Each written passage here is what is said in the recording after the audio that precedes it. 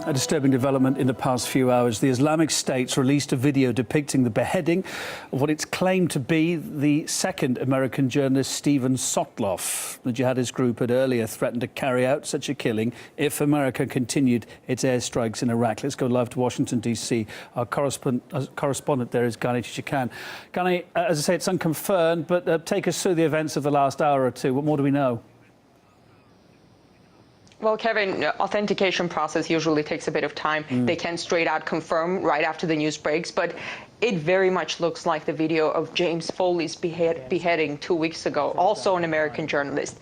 Steven Sotloff was seen alive in that video, and the Islamic State group threatened to kill him. Sotloff was kidnapped at the Syria-Turkey border last year. 31 years old, he had written for the Time and Foreign Policy magazines. He spent many years reporting from the Middle East, from countries, from Syria, Turkey, Egypt, Bahrain, all hotspots. He spoke good Arabic. The jihadists now say after Steven Sotloff, David Haines is next. He's a British citizen. The Committee to Protect Journalists says it has identified at least 7 more journalists being held by the Islamic State group.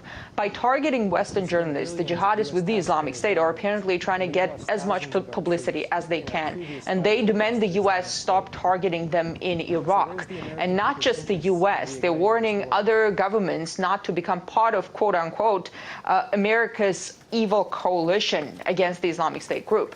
This way, they signal it's not just Americans they're going to be targeting. After the killing of James Foley, President Obama made it clear such threats will not work, and the airstrikes against them continued.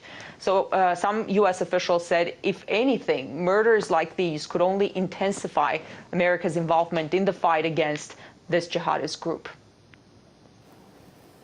Ghani, for now, thanks for that update. We're hoping to get more reaction on it throughout the evening. As it happens, we'll bring it to you, of course.